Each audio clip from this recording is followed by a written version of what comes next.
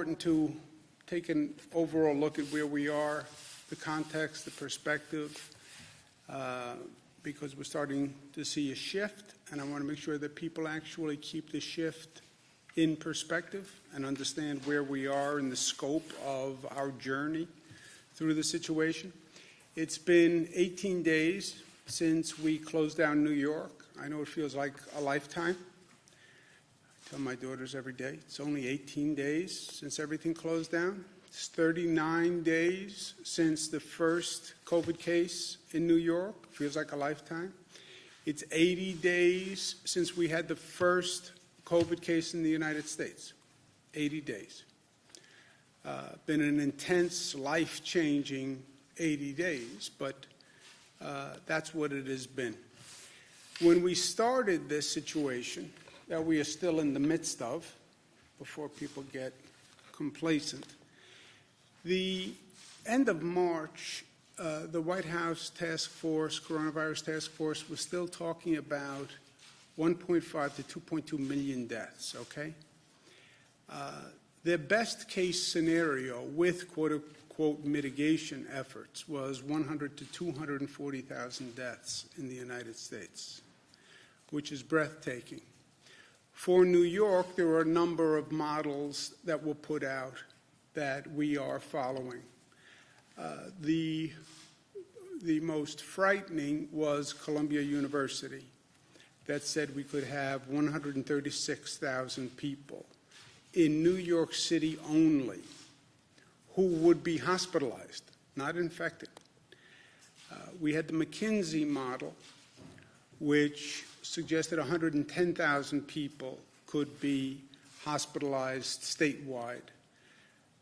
We had a second scenario from McKinsey, which is 55,000 people hospitalized. And then the Gates Foundation, thank you very much, funded the IHME study, which said a high point of 73,000 statewide. Any of these scenarios are devastating for New York, because remember, we only have a 53,000 bed capacity system statewide, 36,000 beds in New York City. So any of these scenarios are problematic.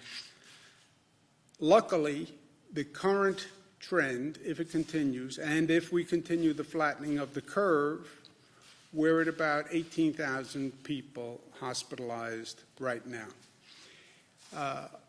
We've increased the capacity of the system dramatically. We have moved pieces around the state like never before. Our healthcare system has done a phenomenal job in doing an insurmountable task. Our federal partners, the Army Corps of Engineers, they have just really all done a great, great job. And our theory, and I believe my job as governor, prepare for the worst, hope for the best, but prepare for the worst. Now, we're at about 90,000 bed capacity in our overall system today, with everything we've done. Even the 90,000 beds, as you see, doesn't compare with the most problematic scenarios. 90,000 beds, we can handle the McKinsey moderate scenario. We don't make the McKinsey severe scenario at 110,000. I believe that 90,000, we have a plan to get to 110, converting dormitories, et cetera, but it would be a massive undertaking and a massive scramble. We do make the Gates-funded projection model. The Columbia University model, we can never. That would just be a nightmare. That is the one that keeps me up at nights, because you couldn't get anywhere near that projection. But all of the statisticians also said, look, we don't know how effective you can be at closing things down and social distancing, because we've never done it before. But they all said that's the chance to so-called flatten the curve if you actually got people to comply with all these measures. And we have never seen it done before in this country, and we don't know if you can do it. So that is the big if in the equation. And that remains the big if in the equation. You can flatten the curve. We are flattening the curve by what we're doing, and we're flattening the curve so far. We should all be concerned, especially New Yorkers. Well, we're flattening the curve. That's good news. It is good news. Well, now I can relax. No, you can't relax. The flattening of the curve last night happened because of what we did yesterday and the day before and the day before that. This is all a direct consequence to our actions. If we stop acting the way we're acting, you will see those numbers go up. And I show the projection models because we can't handle the worst case scenarios. We can't even handle the moderate case scenarios with all we've done. So it is essential that we keep that curve flattened because we don't have an option of handling the curve if it goes higher. The additional good news is the hospitalization rate does suggest that it's coming down, and we are flattening the curve. We had 200 net increase in hospitalizations, which you can see is the lowest number we've had since this nightmare started, actually. Change in ICU admissions is the lowest number we've had since March 19th or so.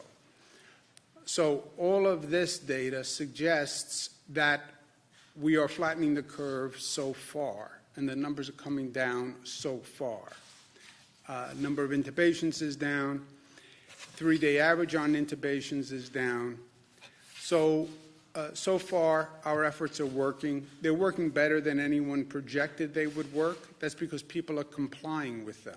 You know, there are always two questions. Can you enact these policies?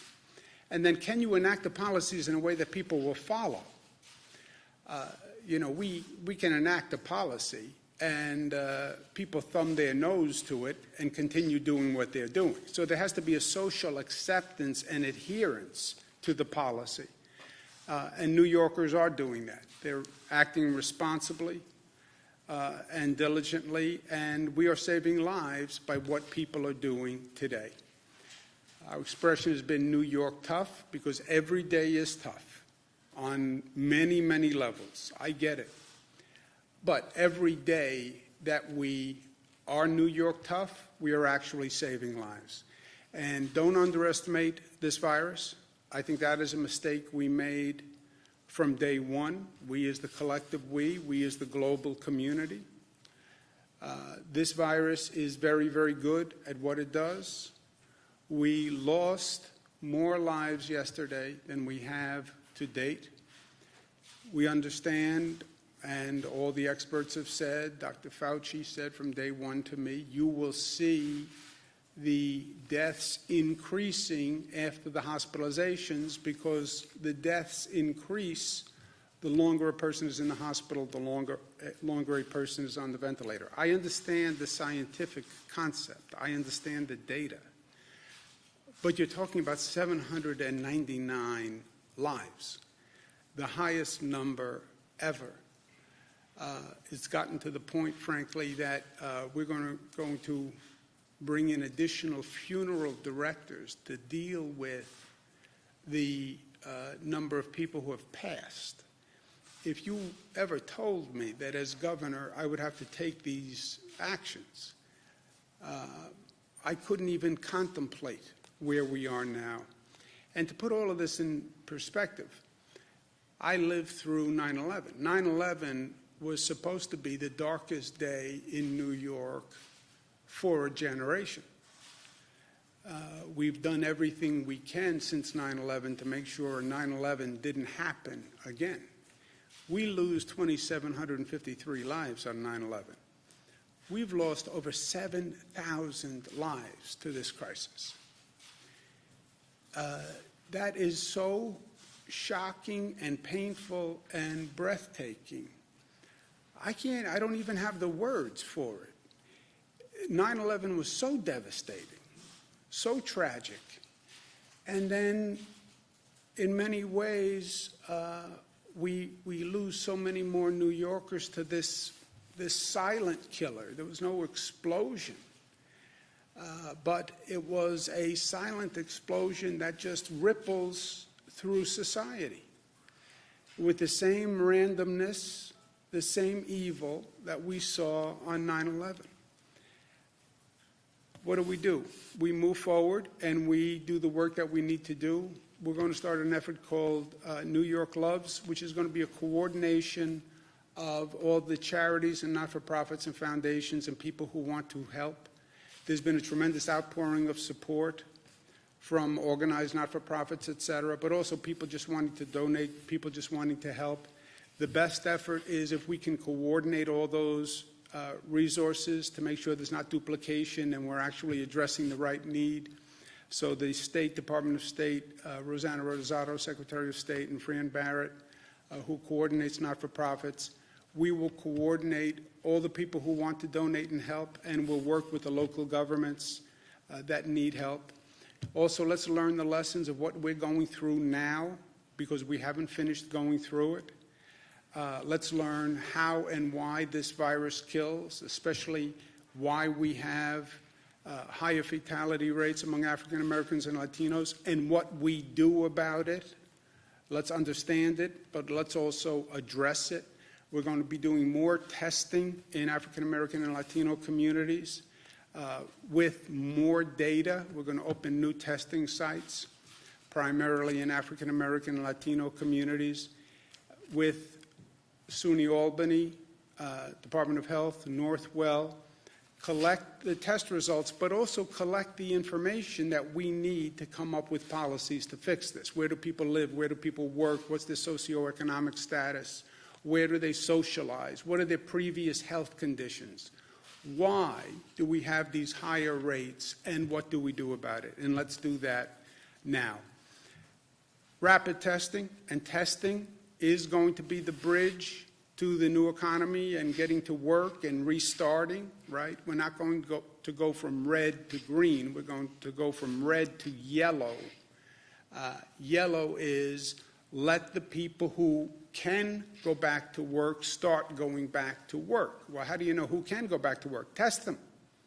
You have rapid testing capacity. We have to bring it to scale. We have to bring it to scale quickly. And that's something that the state is working on, as well as the federal government. Let's also find a treatment for this disease. Convalescent plasma, which is plasma from people who were infected that can be then used to treat people who get infected. We need that plasma from people who were infected. We're starting a blood drive and asking those who have recovered from the virus to contact us and to donate blood so we can develop the convalescent plasma treatment. And there's a website on the screen that they can go to help. We also have to be prepared and stay prepared. We have to have the supplies. We have to have the right laws. We have to have the right procedures. Because remember, the 1918 Spanish flu came in 3 waves. We're on the first wave. Everybody is assuming, well, once we get through this, we're done. I wouldn't be so quick to assume that. This virus has been ahead of us from day one. We've underestimated the enemy, and that is always dangerous, my friends. And we should not do that again. There's an article in the LA Times that says the communities that have dealt with this before, like Wuhan, Singapore, are now seeing a second wave of infection.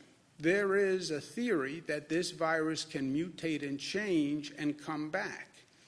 So this is not, we're in a battle, right? But this is about a war, and we're only on one battle here. Even once we get through this battle, we have to stay prepared for what could come down the road.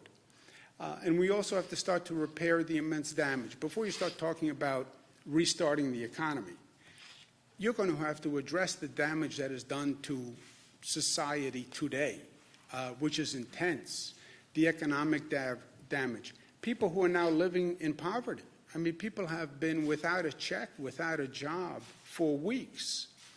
And most people in this state live paycheck to paycheck. And all of a sudden the paycheck stops.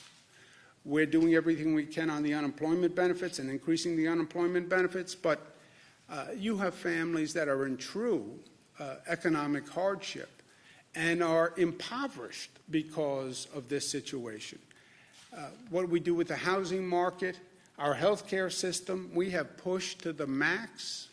We have pushed people to the max. We have pushed facilities to the max. We have beds in lobbies, in conference rooms, in hallways. I mean, we did what we had to do to be ready. But we have done a lot of damage in the midst that has to be undone. So that's something that we're working on immediately. And we need the federal government to be responsible, and we need the federal government to pass legislation that helps. We have to stabilize state and local governments across this country. New York State has had the highest number of cases by far and away. Our costs have been the highest in the country. The past legislation that was enacted, we were told would bring $6 billion to health care. When we did our state budget a couple of weeks ago, we believed what they said, and we thought we were looking at $6 billion in health care funding.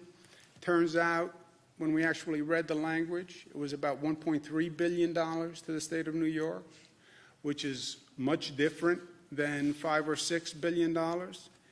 And the funding disqualified 1/3 of New York's Medicaid recipients, which nobody said.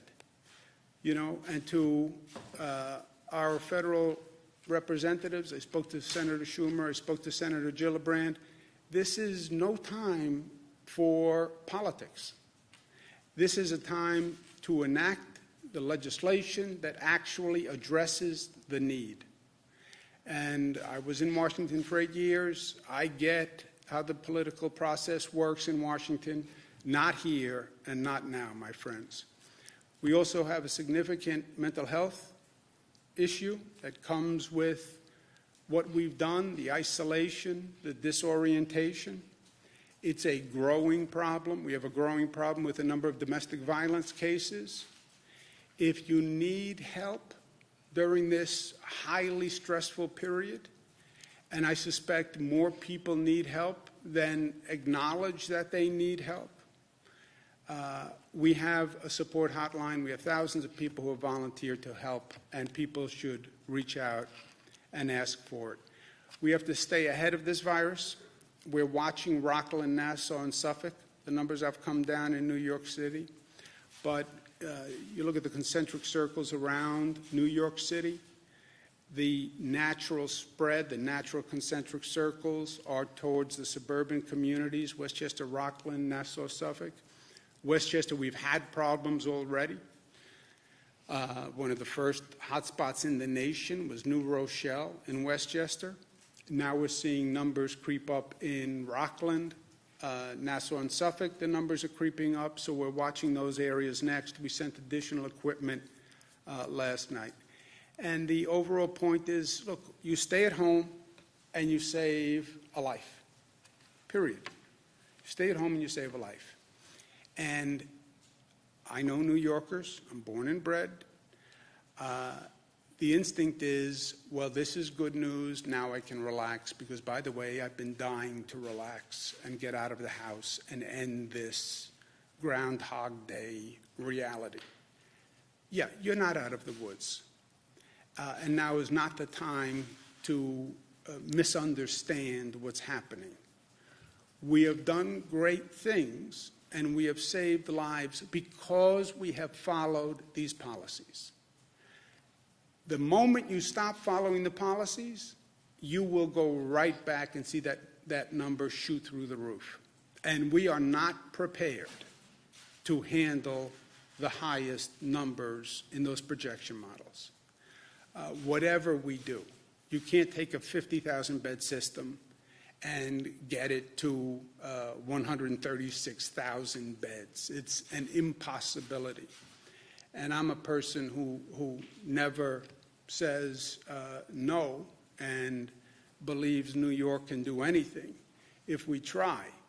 I'm telling you, we have to keep that curve flat.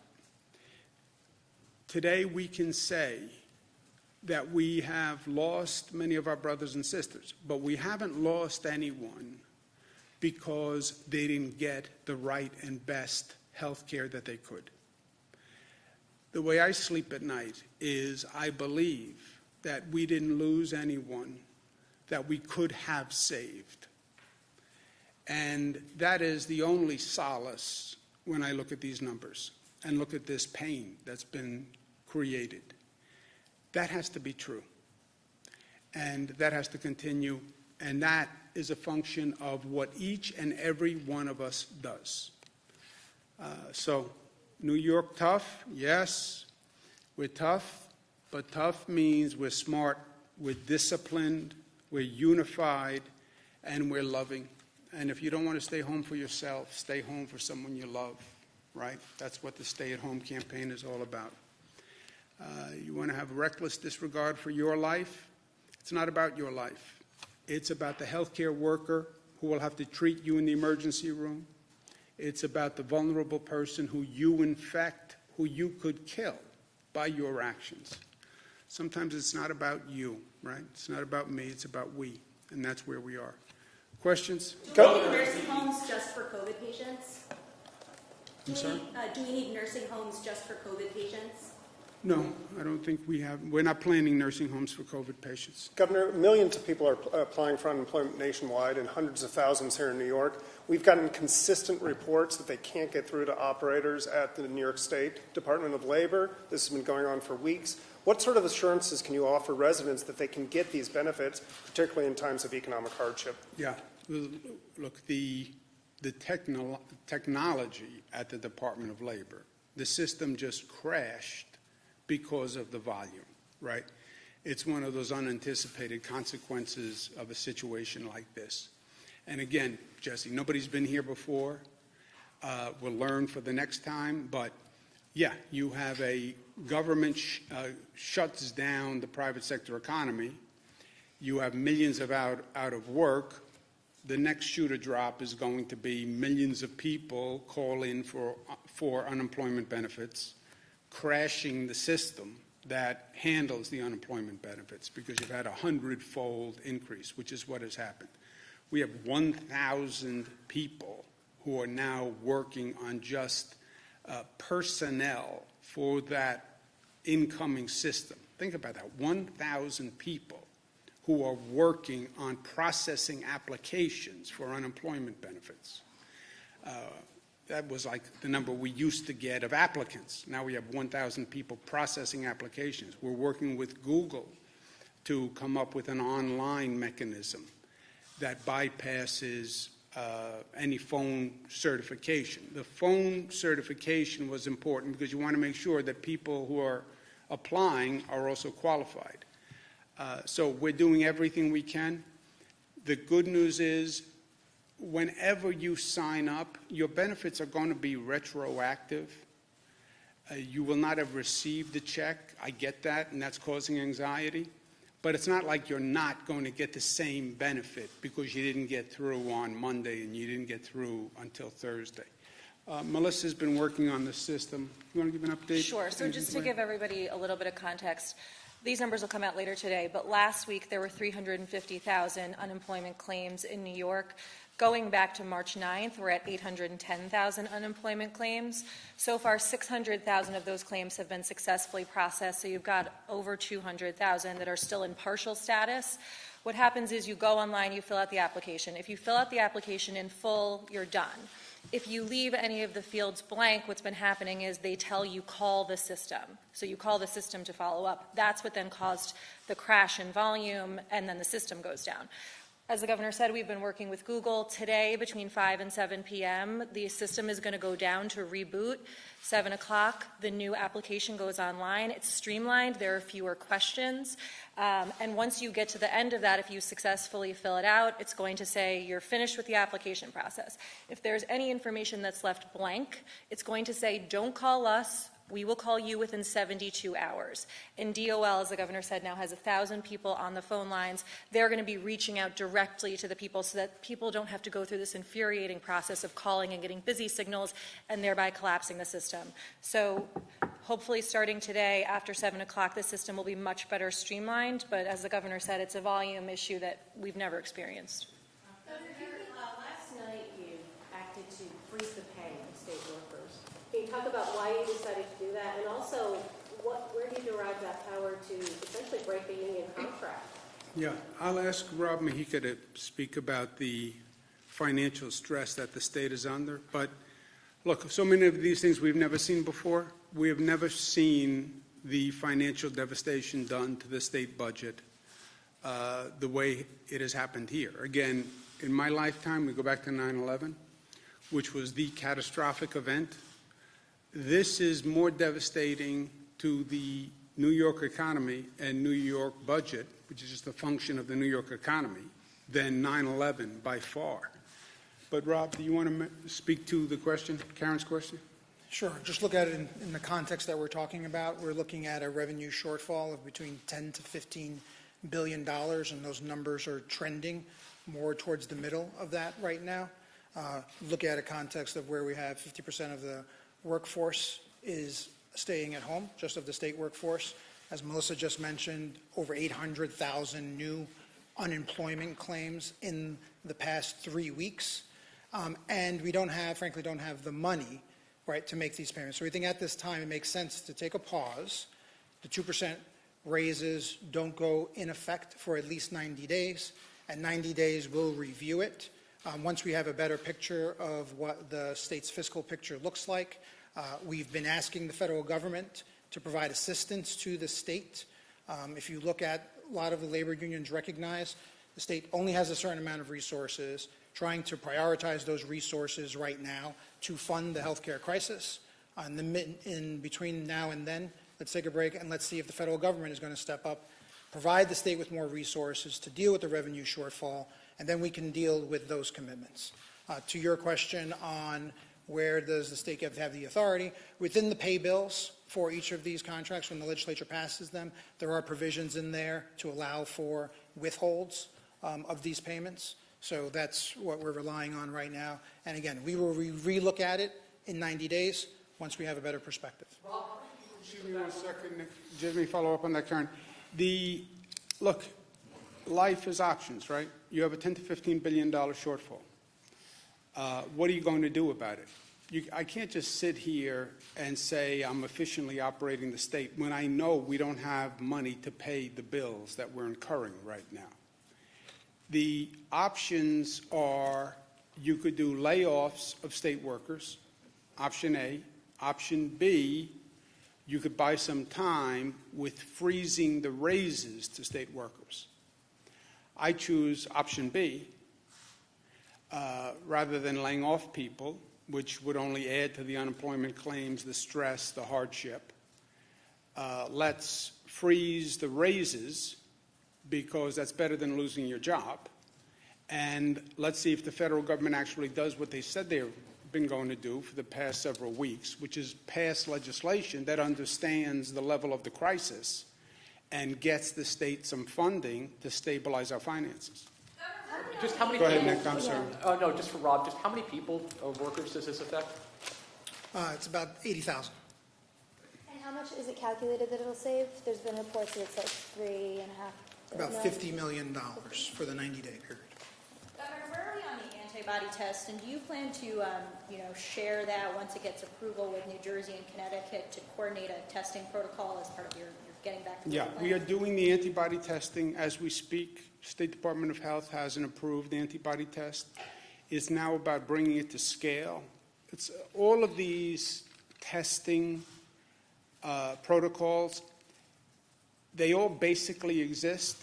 None of them are at scale, and that's the next challenge. How do you get rapid testing, 15-minute test to scale, right? We need millions of them. We have roughly a workforce of about 8 million people. You want people to go back to work. How many of those 8 million can you test on the rapid testing? How many can you test on the antibody test to see if they were infected? How many can you treat on the convalescent plasma protocol, which we're asking for blood donations? So all of them, it's a question of coming to scale. These are not government-run programs. They are basically private sector-run programs. So we're reaching out and working with private sector companies who could bring these tests to scale in New York. Whatever we do, I try to do with New Jersey and Connecticut. Again, because this is not a New York-centric situation. This is a national situation.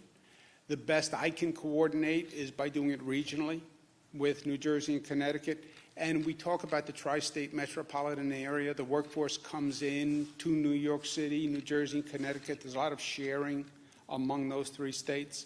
So whatever we try to do, we try to do together. And we are doing this.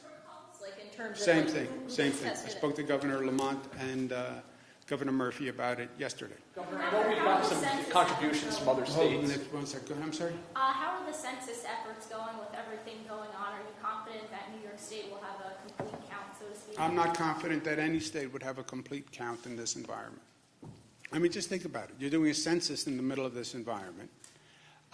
You're knocking on doors, trying to make contact with people. After everything they hear is, don't make contact with a person who you don't know. So it's an extraordinarily difficult time to be doing the census. And I don't know what we're going to get. But that's not a New York issue, really. That's a national issue. But I think it's highly problematic. Is there any theory as to why there are an increased number of cases on Long Island and in Rockland County? A lot of New York City residents, when this surge started, fled out east to their second homes. Is that part of the reason why there's an increase? I think if you look at the numbers, forget the second home theory. It's going to be people from Suffolk come into work into New York City. People from Rockland come into work in New York City and have been, it's a suburban community. Parts of Rockland and Suffolk are bedroom communities, so to speak, for New York City. So that's going to far outweigh any second home theory, just in terms of numbers. Nick? I know the state's gotten some support from other states when it comes to ventilators and medical equipment, but is there anything new on that consortium that you had first discussed?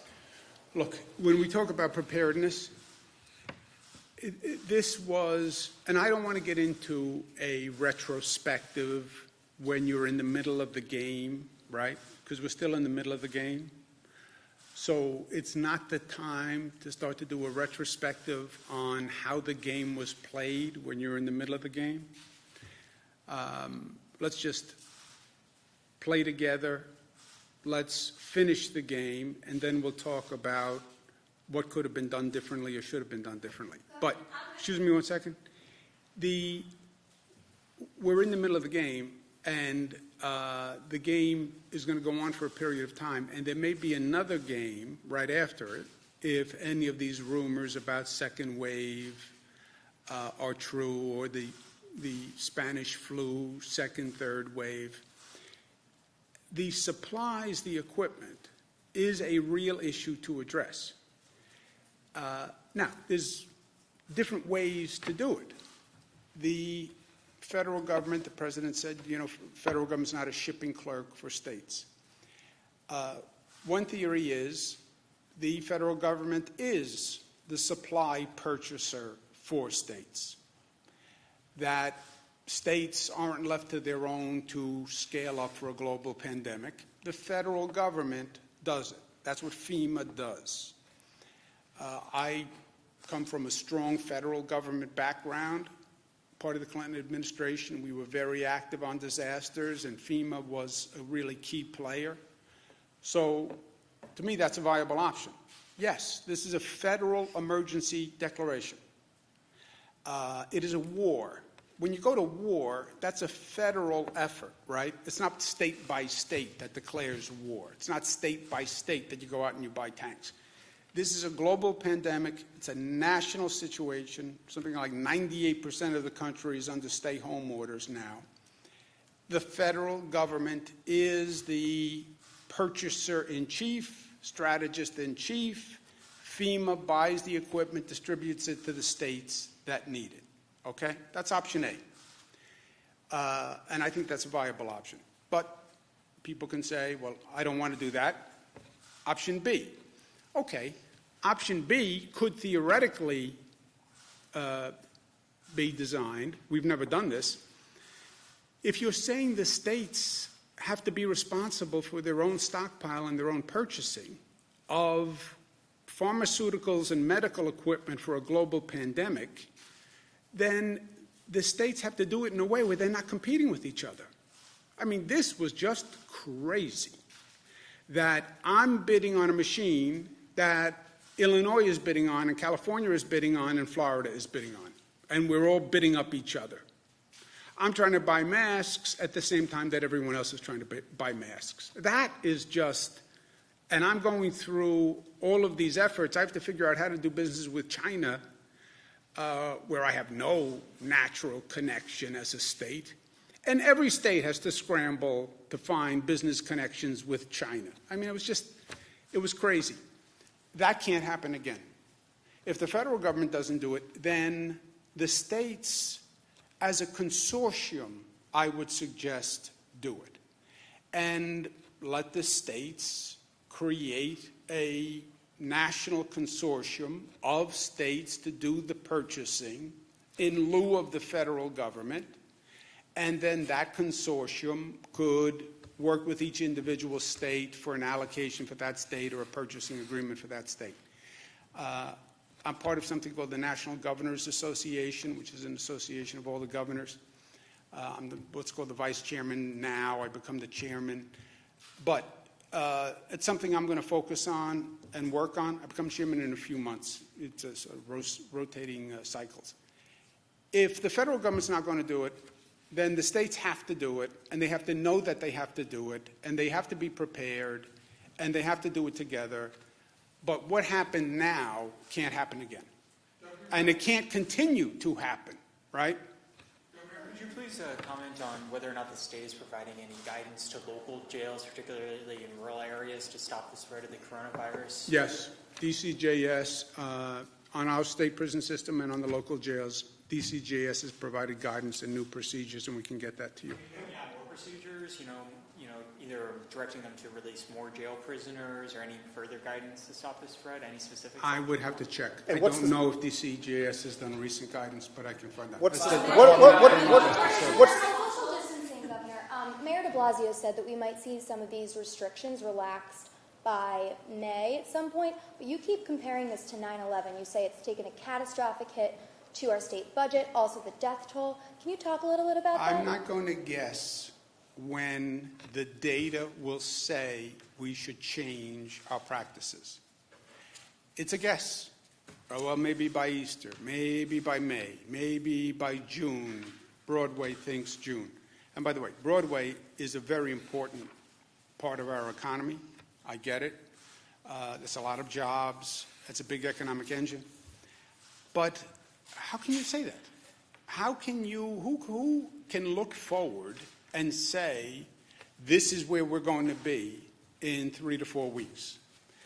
You saw the projection models by the expert companies, which frankly were all off thus far.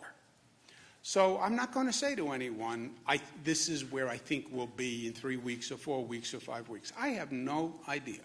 I don't know if that curve goes up. I don't know if that curve goes down. It depends on what we do, and we'll know when we get there. We look at the data every day, and every decision we make is in some ways very simple.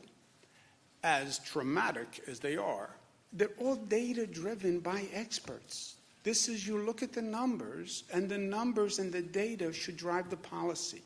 It's not what you politically would like. It's not what you think. It's not what you hope. I have my own hopes, but make the decision on the data. And I'm not going to tell you what I think the data says in 5 weeks, because I have no idea, and I've spoken to the smartest people on the planet for the past month about this, and I'm telling you, the smartest person will start by saying, I don't know. And that's, to me, the sign of wisdom in all of this. Projections compare to what happened during 9/11? Well, this economy has been shut down tighter. Remember 9/11, in retrospect, 9/11 was catastrophic emotionally and physically and culturally, and it it gave us a sense of vulnerability that we never had before. But on the pure numbers for the economy, this has been more devastating because this was a complete shutdown for now over 1 month of everything. And on the numbers, this is much more consequential for the economy than 9/11. Thank you, guys. I'll talk to you tomorrow. I'll talk to you tomorrow. How confident am I of federal responsibility and action? Not that confident. Thank you, guys. I'll talk to you tomorrow.